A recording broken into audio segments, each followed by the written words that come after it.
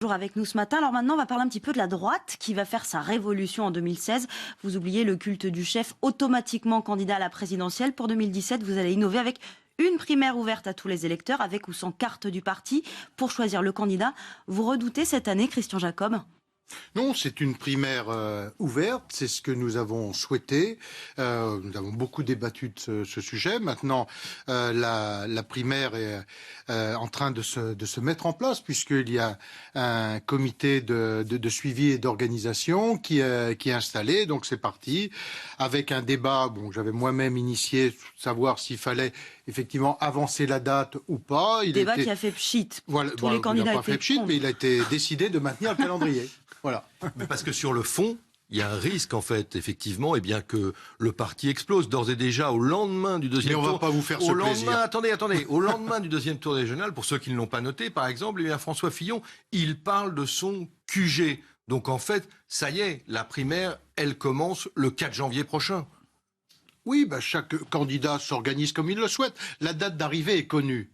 C'est novembre, troisième week-end de novembre.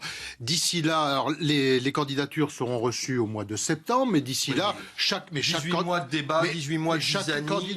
Non, mais chaque candidat s'organise. Écoutez, c'est normal. À partir du moment où on a fait le choix d'une primaire, il faut laisser le débat s'organiser et que tous ceux qui considèrent que légitimement ils peuvent jouer un rôle dans cette primaire et pourquoi pas briguer la première place s'organisent. C'est plutôt normal et sain. Arnaud Le Parmentier. Moi, je voudrais revenir sur la raison pour laquelle vous vouliez avancer la primaire. Les élections régionales ont montré clairement qu'il y avait deux stratégies, on vient d'en parler, entre une droitisation des Républicains ou une centrisation. Et visiblement, comment vous allez ressortir de cette primaire si ce débat n'est tranché qu'en novembre? Est-ce qu'il ne fallait pas mieux le trancher plus vite? En clair, une ligne Juppé ou une ligne Sarkozy? Est-ce que ça ne va pas être suicidaire pour votre parti? Non, parce que d'abord, le débat ne se pose absolument pas comme ça. Et on n'est pas dans une droitisation ou une centrisation. On est de répondre, le seul sujet qui compte, c'est de répondre aux attentes des Français. Et il y a des sujets qui sont cruciaux, celui du chômage, on l'a évoqué il y a quelques instants, celui de la sécurité, celui de l'immigration, celui de la construction européenne. Voilà des débats importants et en face desquels chacun doit avoir à cœur de mettre des propositions. Mais nous allons d'abord établir un socle commun. Nous avons un Conseil national à la rentrée.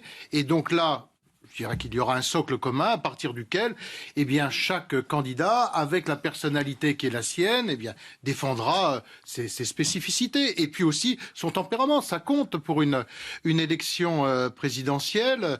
Il y a à la fois le fond, mais il y a aussi la personne, celui qui a le mode de gouvernance, la capacité à porter un projet. Et c'est tout cela qui va être tranché tranquillement dans le débat qui va s'organiser sur les primaires. Et alors justement, Christian Jacob, qui a le bon tempérament? Vous roulez pour qui, vous, en fait?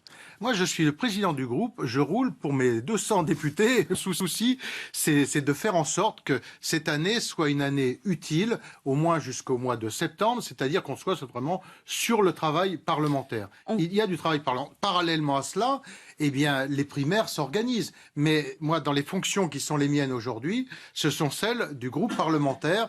Et donc, à la fois d'être en initiative en permanence en face du gouvernement pour mettre des propositions sur la table, comme nous l'avons fait sur le sujet de la déchéance de nationalité, comme nous l'avons fait sur les retraites, sur le financement de la protection sociale, sur la loi santé. À chaque fois, le groupe des Républicains est à l'initiative et c'est ce que nous allons faire jusque l'été. Sarkozy ou Juppé? Comment? Vous êtes plutôt Sarkozy ou plutôt Juppé? Je suis pour le groupe des Républicains. Non mais attendez, vous on va pas jouer à ce petit jeu-là. Je prendrai position au mois de septembre à la rentrée. Voilà. Donc après, vous pouvez me poser la question dans tous les sens, mais ma réponse est celle-là. Alors, il vous en a mis pourtant, voilà. Jean-François Copé. Mais je n'en ai pas qu'un. Merci. Écoutez, alors, est-ce que vous souhaitez que Jean-François Copé fasse son retour politique ou est-ce que vous souhaitez qu'il soit candidat à la primaire? Écoutez, je fais confiance à Jean-François Copé pour prendre la décision lui-même. Je ne pense pas qu'il ait besoin de mon avis sur ce genre de décision. Les amis, ça peut aider à décider. Oui, mais bien sûr. Mais qu'est-ce que vous lui conseillez? Je ne suis pas sur le divan. Donc, mais il peut être chacun. Toutes les personnes qui souhaitent ou qui considèrent avoir une légitimité pour être candidat à la primaire, il faut qu'ils y aillent. Je dis simplement que la réussite de la primaire se fera pas sur son nombre de candidats. Et peut-être qu'il n'est pas opportun d'avoir 10 ou 15 candidats. Voilà. Mais c'est à chacun de prendre sa décision en son âme et conscience. Ça n'est pas à moi de me permettre de dire un tel est légitime pour y aller, un tel ne l'est pas. Au nom de quoi je ferai cela? Pour être candidat, il va falloir le parrainage de 20 parlementaires. Oui. Vous qui connaissez bien les députés en tout cas, vous pensez que beaucoup de parlementaires vont s'engager pour soutenir des candidats à la primaire? Parce que mécaniquement, ça peut aussi faire un tri entre les candidats qui pourront aller au bout. Écoutez, je pense que quelqu'un qui n'a pas la capacité de réunir 20 parlementaires républicains sur son nom doit vraiment s'interroger sur sa légitimité à être candidat aux primaires. Je reviens un tout petit peu sur ce que vous avez dit là, le Conseil national en février, la ligne du parti qui va être tracée, notamment sur ce que l'on appelle les sujets régaliens, les sujets de sécurité. Mais est-ce que c'est pas un petit peu de la poudre aux yeux? On sait que les principaux candidats aux primaires n'ont envoyé aucun représentant dans les groupes de travail et ils ont déjà dit qu'ils ne se sentiraient pas tenus précisément par ce Conseil national. Autrement dit, ils vont avoir leur programme et il n'y a pas de socle commun chez les Républicains. Non, vous vous trompez complètement. Donc il y a des représentants, par exemple, dans les groupes de travail? Oui, parce que les représentants, ce sont l'ensemble des parlementaires. Au nom de qui représente qui? Ça n'a pas de sens. Je veux dire, Alain Juppé n'a besoin de personne pour se faire représenter. Quand il a quelque chose à dire, il le dit seul. Nicolas Sarkozy aussi. François Fillon de la même façon. Donc tout ça n'a pas de sens. Ces gens qui s'autoproclament chefs de bataillon dans tel ou tel écurie. Ils seront tenus par les conclusions du Conseil national? Voilà. Nous sommes dans une même famille politique et nous n'avons pas... Dieu merci, comme là, la gauche, de fracture idéologique entre nous.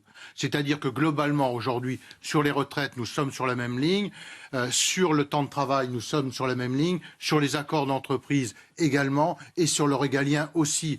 Donc c'est cela que nous allons rassembler dans un pot commun et il n'y aura pas de difficulté à le faire parce qu'encore une fois, il n'y a pas de fracture idéologique comme il y en a à gauche. C'est la force de la droite aujourd'hui. Monsieur Jacob, il y en a eu un petit peu, enfin un peu beaucoup pendant les régionales. Il y a deux personnes, Nadine Morano qui avait parlé de race blanche en citant prétendument le général de Gaulle et Nathalie Kosciusko-Morizet qui était contre le Nini. Ces deux femmes finalement ont été sanctionnées. Est-ce que c'est... la preuve qu'on élimine ceux qui sont déviants ou ça ne reflète pas la faible capacité des Républicains à fédérer des personnalités qui sont si différentes mais qui se retrouvent sur le banc de touche, si on peut parler comme ça?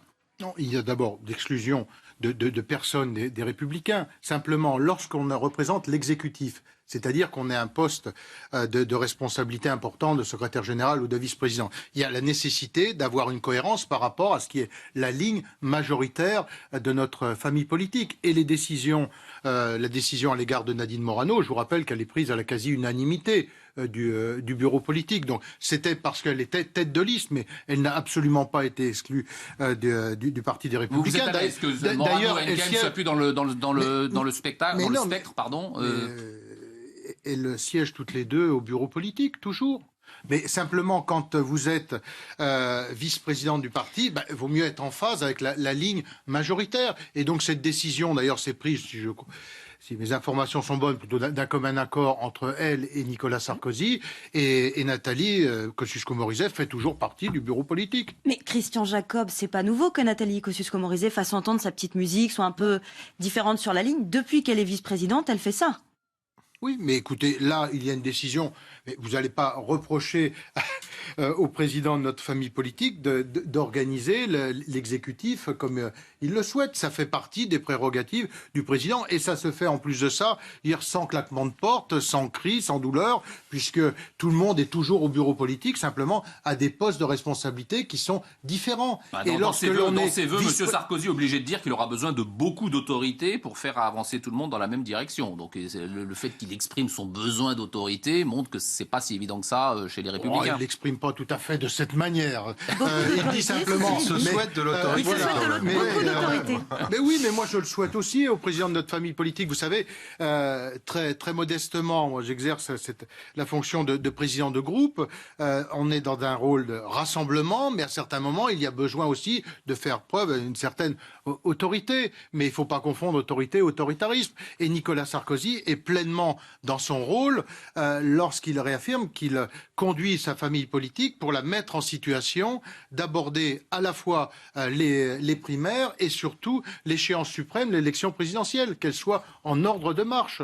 Et ce qu'il fait aujourd'hui à la tête de notre famille politique va dans ce sens, avec le soutien de tout le monde. Mais est-ce que les Fillon, Juppé, Le Maire, ils acceptent l'autorité de Nicolas Sarkozy quand vous les voyez s'exprimer régulièrement sur différents sujets? Quand on est dans une famille politique avec un président qui est démocratiquement élu, je n'imagine pas qu'on remette en cause l'élection du président de notre famille politique, comme celle lorsque vous êtes dans une équipe municipale avec un maire qui a été démocratiquement élu. Je veux dire, ce serait un comble. Pour citer les mêmes, Corélie Herbemont, il y en a qui grincent des dents, notamment sur le projet, est-ce que vous le soutenez toujours, de faire les investitures pour les parlementaires, pour les candidats républicains avant l'été, donc avant les primaires, sous prétexte que y a la parité, que c'est compliqué, qu'il faut désigner effectivement des candidats avec un doigté particulier?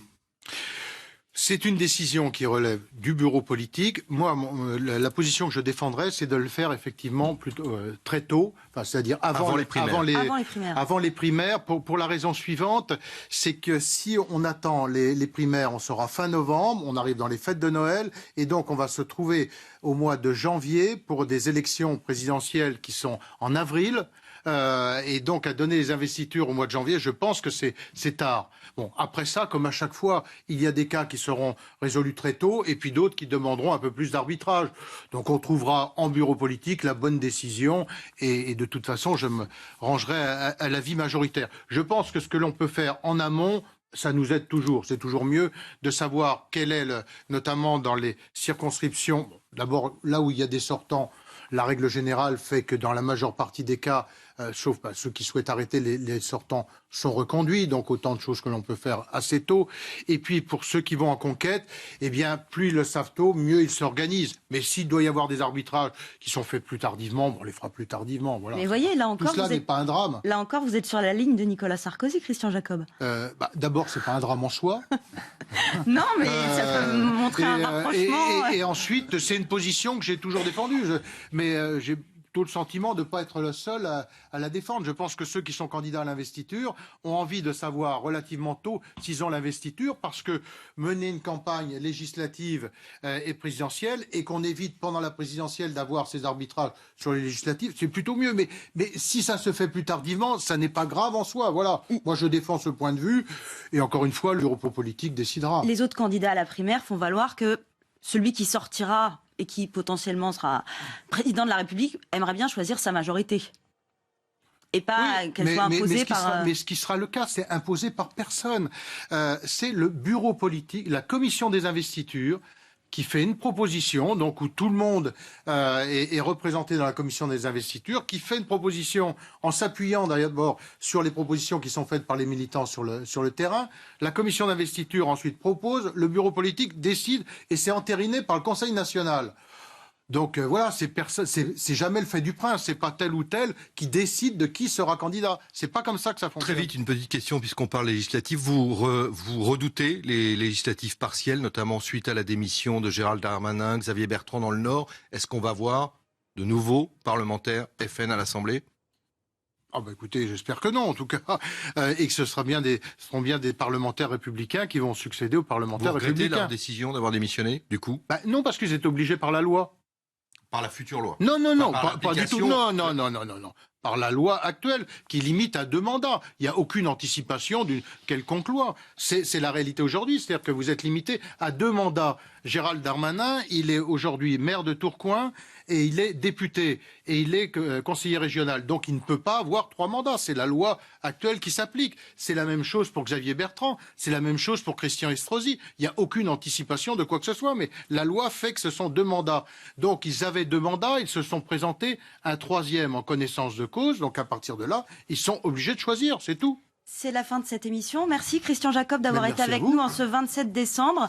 Passez de bonnes fêtes de fin d'année. Au revoir. Bonne année à tous. Bonne année à tous.